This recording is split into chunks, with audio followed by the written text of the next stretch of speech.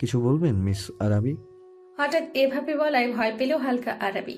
মৃদু কেঁপে উঠল শরীর, শুকনো ঢোক গিলল আরাবি।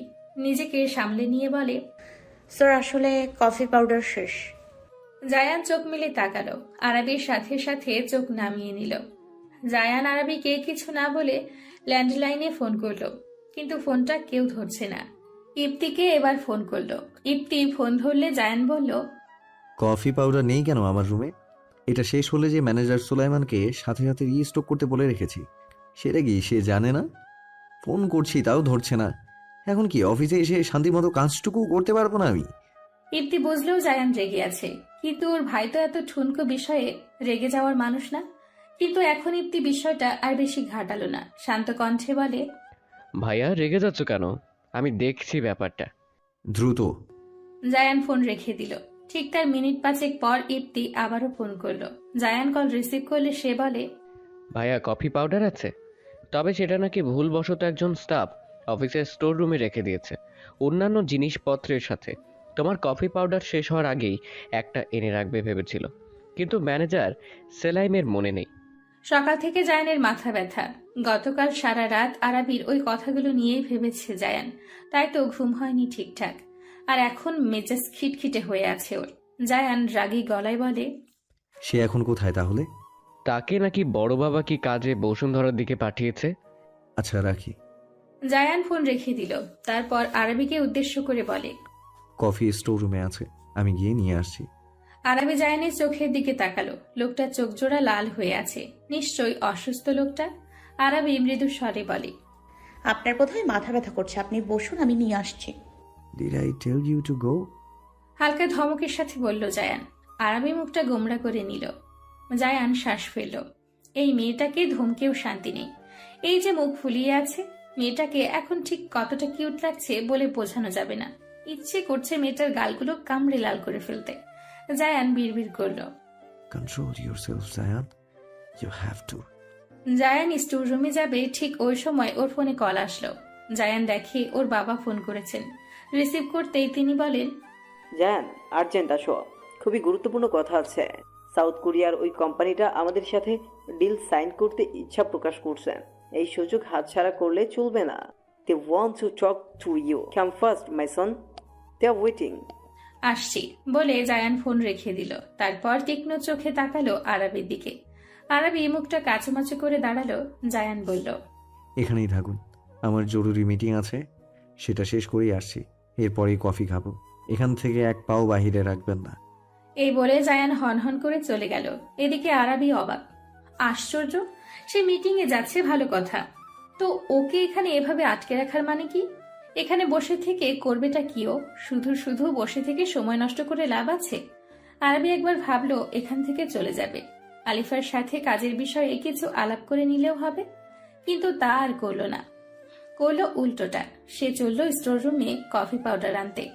আরাবির ভাষ্য মতে কফি পাউডারটা আনতে তো আর বেশিক্ষণ সময় লাগবে না, এই যাবেই আর আসবে, যেই ভাবা সেই কাজ। আরাবি জায়ানের কথাকে অগ্রাহ্য করে বের হয়ে গেল জায়ানের অফিস রুম থেকে। অন্ধকারে ছেয়ে আছে পুরো স্টোর রুমটার মধ্যে। আরাবি বেশ সাবধানে আশপাশ দেখে পা ফেলল। হাতে তার ফোনের ফ্ল্যাশ লাইট জ্বালানো। এদিক ওদিক তাকিয়ে সুইচ বোর্ড দেখতে পেল আরাবি।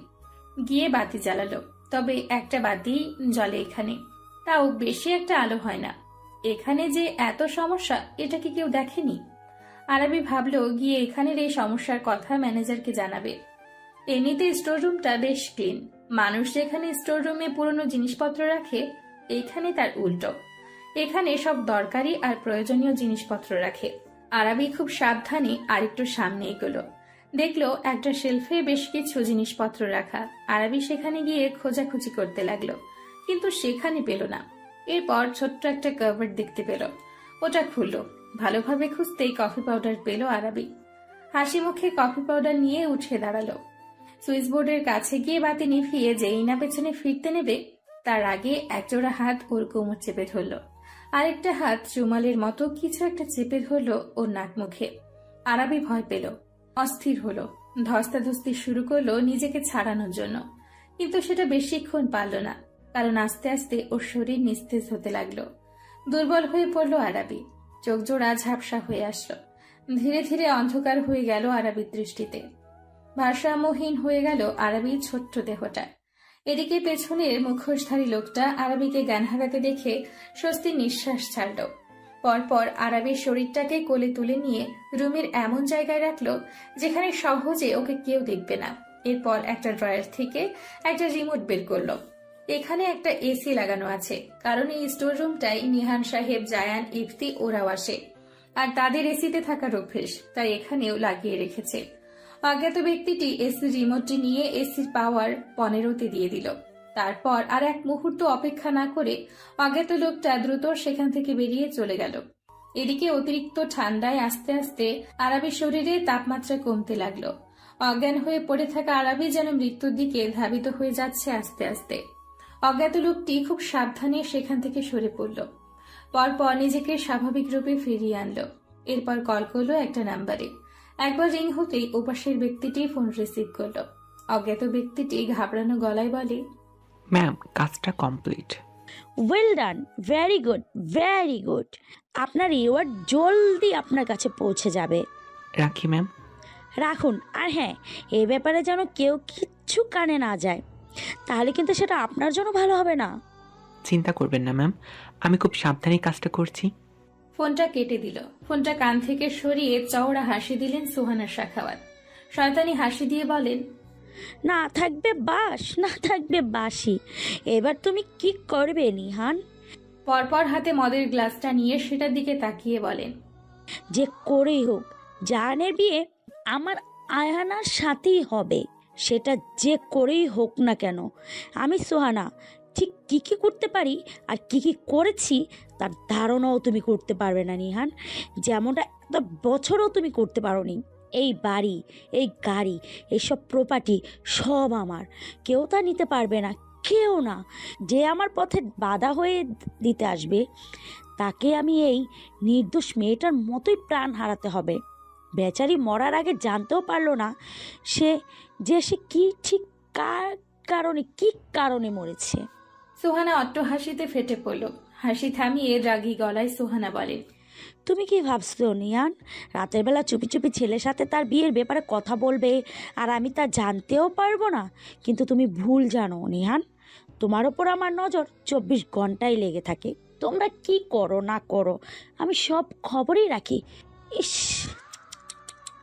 কি ভুলটাই করলে নিয়ান, এভাবে ড্রয়িং রুমের মাঝে ছেলের পছন্দ করা মেয়ের ব্যাপারে কথা বলাটা উচিত হয়নি, একদমই হয়নি। আবারও হাসতে লাগলো Suhana. So we start working from next month. What do you say, Mr. Kang? Then Zayan বলে উঠল। মিস্টার কাং বলেন। জায়ান আর মিস্টার কাং হ্যান্ডশেক করলেন। মিস্টার কাংদের বিদায় দিতেই জায়ান দ্রুত ওর বাবাকে বলে, বাবা আমি যাচ্ছি, আমার কিছু কাজ আছে। হ্যাঁ যাও। জায়ান চলে গেল। এদিকে জায়ানের যাওয়ার পথে তাকিয়ে হাসলেন নিহান সাহেব। ছেলে যে তার কি জন্য তাড়াহুড়ো করছে তা সে বুঝতে পারছেন না। আর দেরি করা যাবে না, যত তাড়াতাড়ি সম্ভব জায়ানের বিয়েটা দিয়ে দিতে হবে। জায়ান দ্রুত পায়ে নিজের অফিস রুমে আসলো। ওর কেমন অস্বস্তি লাগছে। জায়ান ভেতরে প্রবেশ করলো। আশেপাশে নজর ঘোরাতেই ভ্রু কুচকে আসে জায়ানের। কোথাও নেই আরাবি। জায়ানের রাগে চোর শক্ত হয়ে আসলো। কোথায় চলে গেল মেয়েটা? জায়ান জোরে জোরে শ্বাস ফেললো। রেগে লাভ নেই। জায়ান ভাবলো আরাবি ওয়াশরুমেও যেতে পারে, তাই সেখানে গিয়ে জায়ান শক্ত কণ্ঠে ডাক দিল, মিস আরাবি, আপনি কি এখানে? কোনো আওয়াজ আসলো না। জায়ান দুবার দরজায় নক করলো। এইবারও কোনো সাড়া শব্দ না পেয়ে জায়ান দরজা খুলে ভেতরে গেল। না, পুরো ওয়াশরুম খালি। জায়ান এইবার রেগে গেল। এই মেয়ে নিশ্চিত বাহিরে চলে গিয়েছে। ও তো মানা করেছিল মেয়েটাকে যাতে এই রুমের বাহিরে না যায়, তাহলে ওর কথার খেলাপ করলো কেন? জায়ান ফোন বের করে আরাবিকে কল করলো। না, ফোনটাও ধরছে না মেয়েটা। ভয়ঙ্কর রেগে জায়ান দুবধার পা ফেলে একেবারে সোজা চলে আসলো আরাবির ডেস্কে। কিন্তু সেখানেও নেই আরাবি। এইবার গেল আলিফার কাছে, কারণ আলিফার সাথে আরাবির একটু ভাব। আলিফা তখন কাজে ব্যস্ত। জায়ান ভারী স্বরে ডাকলো, মিস আলিফা, আপনি কি আরাবিকে দেখেছেন? আলিফা ভয় পেয়ে গেল। আচমকা এমন ভাবে ডাকায় ঘাবড়ে গিয়ে দাঁড়িয়ে পড়ল। সম্মুখে জায়ানকে দেখে নিজেকে সামলে বলল, হ্যাঁ স্যার, জি কিছু দরকার ছিল? জায়ানের একই প্রশ্ন। আরাবিকে দেখেছেন? আলিফা না বোধক মাথা নাড়িয়ে বলল, না স্যার, ও তো সেই যে আপনি ডেকেছিলেন এরপরই চলে গিয়েছে, এদিকে আর আসেনি। একটু থেমে আলিফা ফের বলল, কেন স্যার, কি হয়েছে? আরবি কোথায় স্যার? জায়ান আশেপাশে তাকাতে তাকাতে বিরক্ত কণ্ঠে বলে, বাবা ডেকেছিল, আমি তার কাছে গিয়েছিলাম। যাওয়ার আগে মিস আরাবিকে বলেছিলাম আমার অফিস রুম থেকে যেন কোথাও না যায়, বাট বাবার সাথে দরকারি কাজ শেষ করে আমার রুমে এসে দেখি উনি সেখানে নেই। আলিফা বলল, আমি ওকে কল করে দেখছি sir. I already tried, but she is not picking up the phone. এবার আলিফা নিজেও চিন্তায় পড়ে গেল, কোথায় গেল মেয়েটা?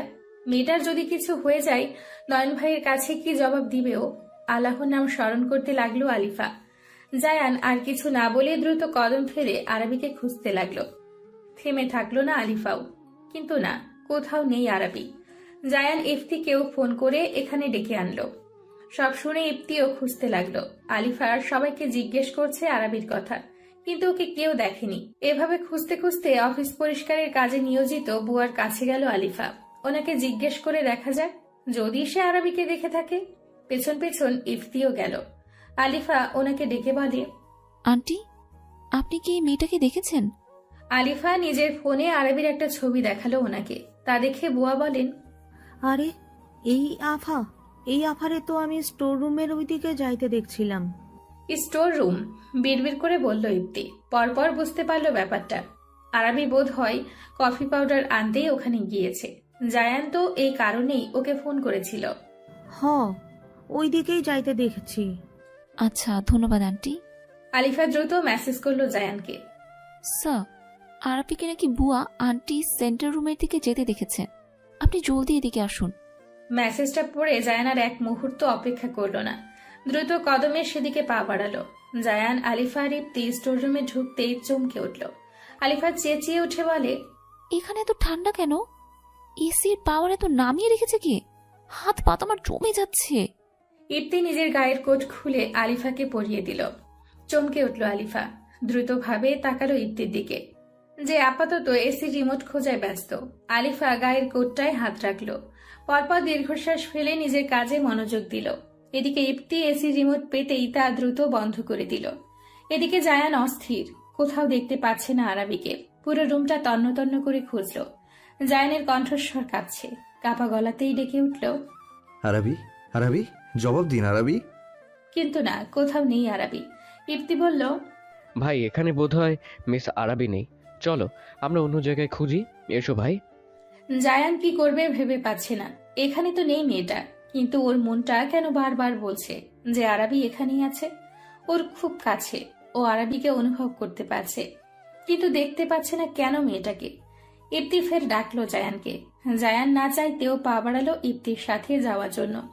জায়ান উল্টো দিকে পা বাড়ালো যাওয়ার জন্য, কিন্তু কিছু একটা দেখে হঠাৎ পা থামিয়ে ফেললো জায়ান। ওই তো কাবার্ডের পিছনে কিছু একটা দেখা যাচ্ছে।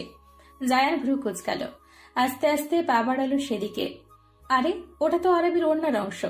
জায়ান বড় বড় পা ফেলে সেখানে গেল, কিন্তু গিয়ে যা দেখলো তার জন্য জায়ান মোটেও প্রস্তুত ছিলেন না। জায়ান এক চিৎকার দিয়ে উঠল, আরবি! জায়ান আরবির পাশে বসে পড়ল। মেয়েটা জ্ঞান হারিয়ে পড়ে আছে সেখানে। জায়ান আরবির গালে হাত রাখল। সাথে সাথে চমকে উঠল জায়ান। অস্বাভাবিকভাবে আরবির গা ঠান্ডা হয়ে আছে। এবার ভালোভাবে আরবির মুখের দিকে তাকালো। আরবির মুখশ্রী ফ্যাকাশে হয়ে গিয়েছে। জায়ানের বুকটা ধক করে উঠল। আরবির এই অবস্থা দেখে জায়ানের মনে হচ্ছে কেউ হৃৎপিণ্ডটা ভারী পাথর দিয়ে থেতলে দিয়েছে। জায়ানের চোখ জোড়া লাল হয়ে গেল মুহূর্তে। জায়ান আর এক মুহূর্ত দেরি করল না, দ্রুত আরবিকে কোলে তুলে নিজের অফিস রুমের দিকে ছুটল। যেতে যেতে জায়ান বারবার বলতেই আছে, Arbi, are you listening to me? Arbi, চোখ খুলেন আরবি। জায়ান নিজের অফিস রুমে নিয়ে আসলো। জায়ানের অফিস রুমে সোফা আছে, সেখানে আরবিকে শুয়ে দিল। আরবি নিঃশ্বাস নিচ্ছে খুব আস্তে আস্তে। পুরো শরীর ফ্যাকাশে সাদা হয়ে গিয়েছে, আর বরফের মতো ঠান্ডা পুরো শরীর। জায়ান যেন কিছুতেই নিজেকে সামলাতে পারছে না, ভেতরটা যেন ছিন্ন ভিন্ন হয়ে যাচ্ছে তার।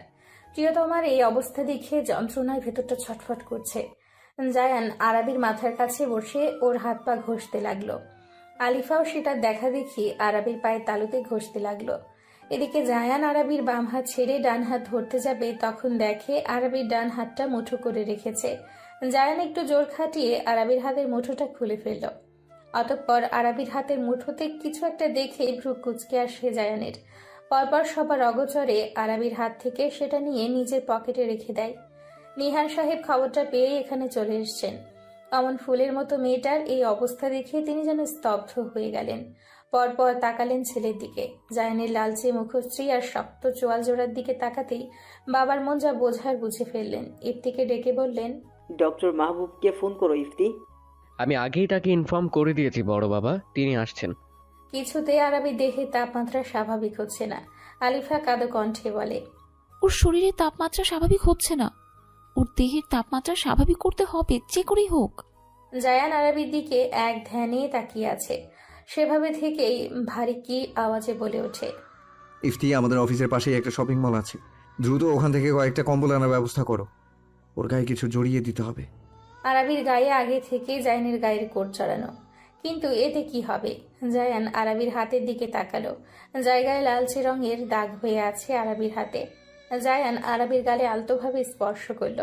শীতল কণ্ঠে বলে ওঠে, এই মেয়ে, চোখ খুলো, শুনতে পাচ্ছ আমার কথা? আরাবি। এই প্রথম জায়ান আরাবিকে তুমি সম্বোধন করলো, কিন্তু আফসোস আরাবি তা শুনতে পেল না। যদি শুনতে পেত ওই গম্ভীর্যপূর্ণ কণ্ঠে ওকে তুমি সম্বোধন করে ডাকা, তাহলে নিশ্চিত মেয়েটা ওই কণ্ঠের প্রেমে পড়ে যেত। নিহান সাহেব ছেলের এই অবস্থা সহ্য করতে পারছেন না। তার অমন শক্ত ব্যক্তিত্বের ছেলেকে এইভাবে ভেতরে ভেতরে কষ্ট পেতে দেখে তার নিজেরও যেন কলিজাটা ফেটে যাচ্ছে। নিহান সাহেব জায়ানের কাঁধে হাত রাখলেন। চোখের ইশারায় ছেলেকে শান্ত হওয়ার জন্য ইশারা করে বললেন, কিচ্ছু হবে না ওর, কিপ কাম মাই সন। জায়ান নিহান সাহেবের কথায় জোরে জোরে শ্বাস ফেলল। কিচ্ছু হবে না ওর কাঠগোলাপের। জায়ান বিড়বিড় করল, You will be fine.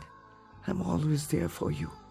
ভারী ভারী 3টে কম্বল দিয়ে মুড়িয়ে রাখা হয়েছে আরাবিকে। পাশেই ডক্টর মাহবুব চেক আপ করছেন আরাবিকে ভালোভাবে চেক আপ করে নিয়ে তিনি বলে ওঠেন, আপনারা আমাকে যা বললেন আর আমি দেখে যা বুঝলাম তা হলো ওনার হাইপোথেরামিয়া হয়ে গিয়েছে। জায়ান শক্তভাবে হাতজোড়া মুঠো করে নিল। কথাটা শুনেই বাকিরাও চমকে উঠেছে। ডক্টর মাহবুব ফের বলেন, সাধারণত মানুষ স্বাভাবিক তাপমাত্রা থেকে 35 ডিগ্রি সেলসিয়াসের বাইরে 23 থেকে 39 ডিগ্রি সেলসিয়াসের তাপমাত্রা পর্যন্ত শরীর সহ্য করতে পারে। একে বলে হিউম্যান বডি টেম্পারেচার টলারেন্স। শরীরের স্বাভাবিক তাপমাত্রা থেকে যখনই ঘরের তাপমাত্রার ভারসাম্য নষ্ট হয় তখন মাথা যন্ত্রণা, হাঁচি, জ্বর ভাব উপসর্গ দেখা যায়। ঘরের তাপমাত্রা যখন 18, 20, 21 ডিগ্রিতে আনা হয় তখন আমাদের শরীরের বিভিন্ন অঙ্গ প্রত্যঙ্গের চলা রক্ত প্রবাহ দ্রুতভাবে বেড়ে যায়। ডাক্তারি ভাষায় একে বলা হয় হাইপোথেরামিয়া। তাছাড়া এসির মধ্যে বেশি সময় ধরে থাকলে শরীর থেকে টক্সিন বাইরে বের হয় না, তাতে শরীরের তাপমাত্রা ও জলের ভারসাম্য নষ্ট হয়। এছাড়া ত্বকে অ্যালার্জি, চুলকানি, প্রচুর মাথা ব্যথা, উচ্চ রক্তচাপের মতো রোগেও প্রকোপেও পড়তে হয়। শ্বাসকষ্টও হয় অনেক। এই যে ভালোভাবে খেয়াল করুন, উনি শ্বাস নিতে পারছেন না ঠিকভাবে। তারপর এই যে ওনার হাতে লাল লাল অংশগুলো দেখছেন, এইগুলো অ্যালার্জি। ওনার যখন জ্ঞান ফিরবে তখন কিন্তু ওনার অনেক মাথা ব্যথা হবে। সব শুনে জায়ান শক্ত কণ্ঠে বলে, What can we do now, doctor? Doctor Mahbub বলেন, আমি একটা ইঞ্জেকশন পুশ করে দিয়েছি। এইবার আস্তে আস্তে ওনার শ্বাস প্রশ্বাস স্বাভাবিক হয়ে যাবে, সেই সাথে ওনার শরীরের তাপমাত্রাও স্বাভাবিক হয়ে যাবে। আর কিছু মেডিসিন আমি প্রেসক্রাইব করে দিচ্ছি। ওনার ঘন্টাখানিক পরেই জ্ঞান ফিরবে, তখন গরম স্যুপ জাতীয় কিছু খাইয়ে তারপর মেডিসিন খাইয়ে দিবেন। আশা করি এতেই উনি সুস্থ হয়ে যাবেন। আর হ্যাঁ, কমপক্ষে ওনাকে 3 দিন বেড রেস্টে থাকতে বলবেন, প্রচুর দুর্বল ওনার শরীর। ডক্টর মাহবুব প্রেসক্রিপশন লিখে দিয়ে উঠে দাঁড়ালেন। ইপ্তি বলল, আমি ওনাকে এগিয়ে দিয়ে আসি আর মেডিসিন নিয়ে আসি। তারা চলে গেল। জায়ান শটান হয়ে দাঁড়িয়ে সেভাবে থেকে শীতল কণ্ঠে বলে ওঠে, বাবা আর মিস আলিফা আপনার কাজে যান, আমি আরাবির কাছে আছি। জ্ঞান ফিরলে আপনাদের জানিয়ে দেব। নিহান সাহেব মাথা দুলালেন। তিনি বুঝলেন ছেলে তার আরাবির সাথে কিছু সময় একা থাকতে চাইছে। আলিফাও চলে এলো সেখান থেকে। তবে ওর কেমন যেন অদ্ভুত লাগছে ব্যাপারটা। আরবের প্রতি জায়ানের এত দুশ্চিন্তা, এত অস্থির হওয়া, এটা স্বাভাবিক কোনো বিষয় না। সামান্য একটা এমপ্লয়ের জন্য বসের এতটা কনসার্ন হওয়া সে কোনোদিন দেখেনি। মনে মনে কিছু একটা সন্দেহ করেছে আলিফা, কিন্তু ওর যেন বিশ্বাসই হচ্ছে না ব্যাপারটা। আমার গম্ভীর রকচটা একটা মানুষ কিভাবে।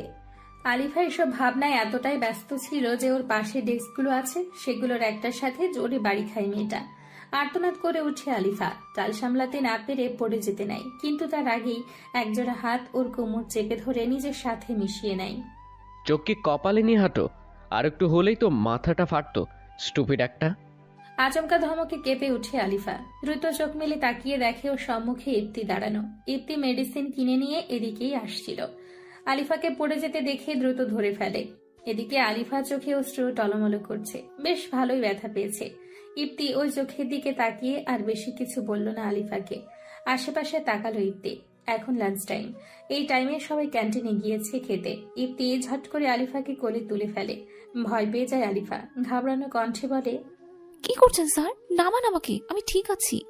ইপ্তি রাগী চোখে তাকালো আলিফার দিকে, দত্তের দাঁত চিপে বলল, আমি কি জিজ্ঞেস করেছি তুমি ঠিক আছো কিনা? আর একটা কথা বললে এক্ষুনি ছুঁড়ে মারবো একদম। একটু আগে যেটা হওয়া থেকে বাঁচিয়েছি, এখন আমি নিজেই সেটা করে দেখাবো। আলিফা ভয় পেয়ে গেল, পরপর মুখটা ফুলিয়ে ফেলল। এভাবে বলল কেন লোকটা? সে তো ভালোর জন্যই বলেছিল। এভাবে যদি ওদের কেউ দেখে ফেলে তাহলে পুরো অফিসে এটা নিয়ে কানাঘুষা হবে। ইপ্তি আলিফাকে নিয়ে নিজের অফিস রুমে চলে আসলো। আলিফাকে চেয়ারে বসিয়ে তারপর ফার্স্ট এইড বক্স এনে আলিফার ব্যথা স্থানে মলম লাগিয়ে দিল। আলিফা এক ধ্যানে ইপ্তিকে দেখছে। আস্তে আস্তে ওর সেই দৃষ্টিতে মুগ্ধতায় সে ভর করল। মলম লাগানো শেষে ইপ্তি উঠে দাঁড়ালো। আলিফাকে এভাবে নিজের দিকে তাকিয়ে থাকতে দেখে হাসলো ইপ্তি। পরপর নিজের মুখটা ঝুঁকিয়ে আলিফার বরাবর আনলো। আচমকা এমন করায় আলিফা চমকে উঠল। ইপ্তি দুষ্টু হেসে ভ্রু নাচিয়ে বলে, কি এভাবে তাকিয়েছিলে কেন? মনে হচ্ছিল চোখ দিয়ে গিলে খাবে আমায়। এটা কিন্তু মোটেও ঠিক না মিস আলিফা। আমি খুব ইনোসেন্ট একটা ছেলে। আলিফা হা হয়ে গেল ইপ্তির কথায়। রাগে ওর নাকের পাটা ফুলে ফেপে উঠতে লাগলো। ইপ্তি ও নাকে আচমকা টোকা দিয়ে বলল, এভাবে নাক ফোলাবে না, বোচা নাক আরো বোচা হয়ে যাবে। এরপর সোজা হয়ে দাঁড়ালো ইপ্তি, বলল, এখানেই থাকো, আমি ভাইকে মেডিসিনটা দিয়ে আসি। ইপ্তি চলে গেল। এদিকে আলিফা কিছু সময় নিশ্চুপ হয়ে বসে রইল। পরপর নিজের নাকে হাত দিয়ে হেসে ফেলল আলিফা। অদ্ভুত একটা অনুভূতি হচ্ছে ওর মনের মাঝে। আড়াল থেকে ইপ্তি এই দৃশ্য দেখল। ওর ঠোঁটের কোণেও মৃদু হাসির রেখা দেখা দিল। সরে এলো ইপ্তি। এই তো, এইভাবেই একটু একটু করে মেয়েটার মনের মাঝে জায়গা করে নিবে সে। ইপ্তি মেডিসিন দিয়ে গেছে। মেডিসিনটা জায়গা মতো রেখে জায়ান আবারও আরাবির কাছে আসলো। তারপর আরাবির গায়ের ওপর থেকে কম্বলগুলো সরিয়ে ফেলল। তারপর খুব সাবধানে আরাবিকে সোফার সাথে হেলান দিয়ে বসালো। তারপর নিজে সোফায় বসে আরাবিকে খুব যত্নে নিজের বক্ষস্থলে এনে জড়িয়ে নিল। এরপর কম্বলগুলো মেলে দিল মেয়েটার শরীর জুড়ে। আরাবিকে বুকে নিতেই যেন ভেতরে যন্ত্রণাটা কমে গেল এক নিমিষেই। ভালো লাগায় ভালোবাসায় ভরে গেল হৃদয়। এত শান্তি কেন লাগছে? এখন তো মনে হচ্ছে বড্ড ভুল করে ফেলেছে মেয়েটাকে বুকে নিয়ে। এখন তো ওর বড্ড লোভ বেড়ে গেল মেয়েটাকে এখন প্রতিনিয়ত বুকের মাঝে আঁকড়ে ধরার জন্য। শক্ত করে ঠিক বুকের মধ্যিখানটায় লুকিয়ে রাখতে ইচ্ছে করবে। এক মুহূর্তের জন্য কাজ ছাড়া করতে মন চাইবেই না। উফ, পাগল হয়ে যাচ্ছে এই মেয়েটার প্রেমে পড়ে। জায়ান আরবির চুলের ভাঁজে পরম ভালোবাসায় ওষ্ঠ ছুঁয়ে দিল। আরবির চুল থেকে অদ্ভুত সুন্দর একটা ঘ্রাণ আসছে। জায়ান গভীর নিঃশ্বাস টেনে নিল। ক্রমশ মাতাল হচ্ছে জায়ান এই ঘ্রাণে।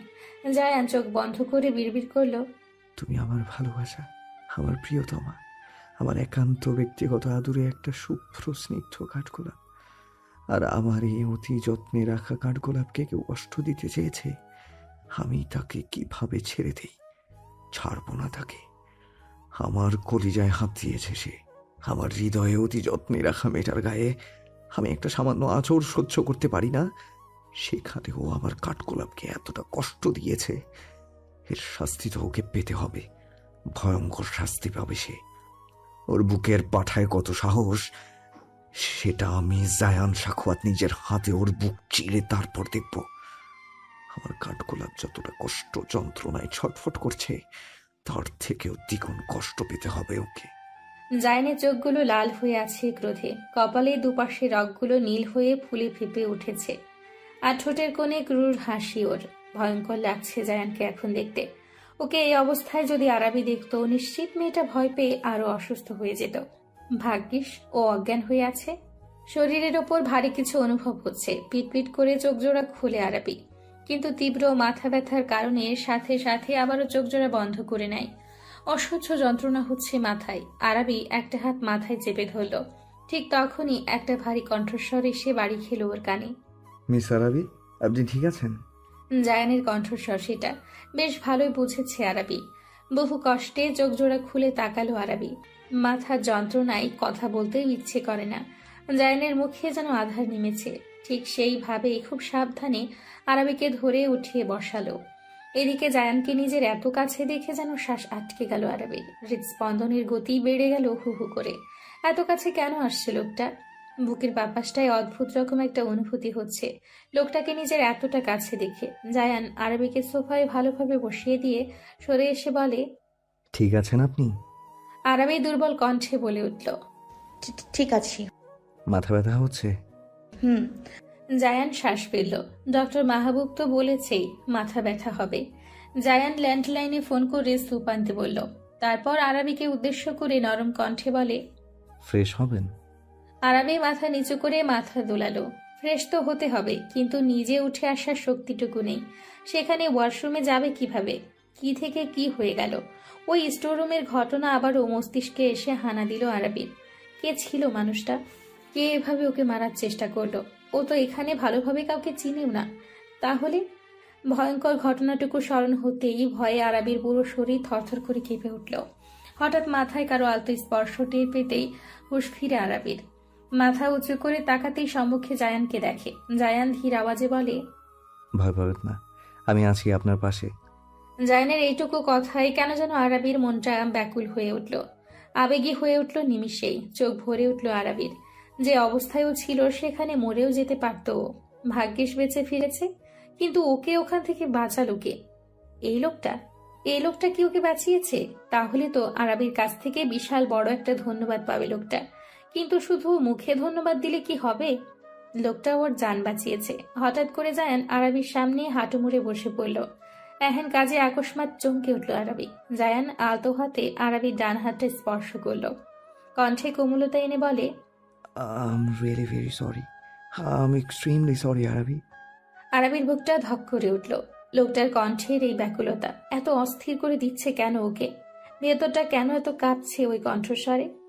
আরাবির হাতটা জায়ান যেখানে স্পর্শ করেছে সেদিকে তাকিয়ে আরাবি লোকটার স্পর্শ করা জায়গাটুকু শিরশির করছে। শুকনো ঢোক গিলল আরাবি। কাপা কণ্ঠে বলে, আপনি সরি বলছেন কেন? It's not your fault. আমি নিজে নিজের পায়ে কুড়াল মেরেছি। আপনি বলেছিলেন এখান থেকে এক পাও বাইরে না ফেলতে, কিন্তু আমি শুনিনি। জায়ান আরাবির হাত জোড়া আরেকটু দৃঢ়ভাবে স্পর্শ করল। বলল, ডোন্ট ব্লেম ইউরসেলফ। আমার অফিসে যে এভাবে কেউ কাউকে অ্যাটাক করতে পারে, এটা আমার নজরে রাখা উচিত ছিল। দোষ কারোরই না, এটা আমার ভাগ্যে ছিল লেখা। But thank you sir. আপনি না থাকলে আমি হয়তো বেঁচে ফিরতাম না। আরাবির ভেজা কণ্ঠস্বর কানে আসতেই তীব্র অনুশোচনায় জায়ানের হৃদয় ঝলসে গেল যেন। ওর অফিসে এসে ওরই প্রিয়তমাকে মেরে ফেলার মতো দুঃসাহস করতে পারে এমন লোককেও এতদিন চিনতেই পারেনি। কিভাবে এভাবে অদেখা করলো জায়ান তাকে? রাগে চোয়ার শক্ত হয়ে আসলো জায়ানের। তারপর উঠে দাঁড়ালো। বিনা বাক্যে হুট করে আরাবিকে এক ঝটকায় কোলে তুলে নিল জায়ান। আকস্মাত এমন করায় ঘাবড়ে যায় আরাবি। কেঁপে উঠে সর্বাঙ্গ মেয়েটার। এদিকে জায়ান যেন নিজের খেয়ে হারিয়ে ফেলল। আরাবিকে এভাবে কোলে তুলে যেন মনে হচ্ছে মেয়েটাকে একেবারে জাপটে ধরে বুকের গভীরে নিয়ে যেতে। কিন্তু না, এখনো সময় হয়নি এসব করার। নিজেকে নিয়ন্ত্রণ করতে হবে। জায়ান জোরে জোরে শ্বাস নিয়ে নিজেকে সামলে নিল। এদিকে আরাবি হাঁসফাঁস করছে। এভাবে জায়ানের কোলে উঠাই কেমন যেন লাগছে। ও বলে উঠল, স্যার কি করছেন? জায়ান সামনের দিকে তাকিয়েই বলে, ফ্রেশ হতে হবে আপনাকে, দেন খাবার খেয়ে মেডিসিন নিতে হবে। বাট স্যার, আমাকে একটু হাতটা ধরে হেল্প করলেই হতো। নামিয়ে দিন স্যার, কেউ দেখলে খারাপ ভাববে। জায়ান এই কথা শুনে তীক্ষ্ণ চোখে তাকালো আরাবির দিকে। ভড়কে গেল আরাবি। জায়ান গম্ভীর কণ্ঠে বলে, এটা আমার অফিস, আর এটা আমার অফিস রুম। এখানে আমার অনুমতি ব্যতীত কেউ আসতে পারবে না। সো নিজের ছোট্ট মাথায় এত প্রেশার নেবার দরকার নেই আপনার। ওয়াশরুমে আসতেই জায়ান আরবিকে নামিয়ে দিল। তারপর ওয়াশরুম থেকে বেরিয়ে দরজার কাছ থেকে বলল, ফ্রেশ হয়ে আমাকে ডাক দেবেন। জায়ান দরজাটা আটকে দিল। জায়ান যেতেই আরাবি বেসিনের সামনে আয়নায় তাকালো। পরপর লজ্জায় গাল দুটো ঈষৎ লালে ছেয়ে গেল। ঠোঁটের কোণে মায়াময়ী হাসি। এই হাসি যদি জায়ান দেখতো, নিশ্চিত আরো একবার প্রেমে পড়তো আরাবির। ফ্রেশ হওয়া শেষে আরাবি হেঁটে হেঁটে দরজার কাছে আসলো। দুবার টোকা দিতেই জায়ান দরজাটা খুলে দিল। তারপর কোলে তুলে নিল আরাবিকে। আরাবি লজ্জায় দম বন্ধ হয়ে আসছে। এভাবে কোনোদিন সে কোনো ছেলের এতটা কাছে আসেনি, শুধু ওর বাবা আর ভাইকে ছাড়া। এই লোকটাই প্রথম। জায়ান আরাবিকে সোফায় বসিয়ে দিল। তারপর সামনের টেবিল থেকে স্যুপের বাটিটা হাতে নিল। আরাবির পাশে বসে 1 চামচ স্যুপ নিয়ে ফু দিয়ে আরাবির দিকে এগিয়ে দিল। চোখের ইশারায় খেতে বলল আরাবিকে। আরাবি আলতো হাতে কানের পিঠে চুল গুজল। মুচকি হেসে স্যুপটুকু মুখে নিল। জায়ান ভ্রুকুচকে বলে,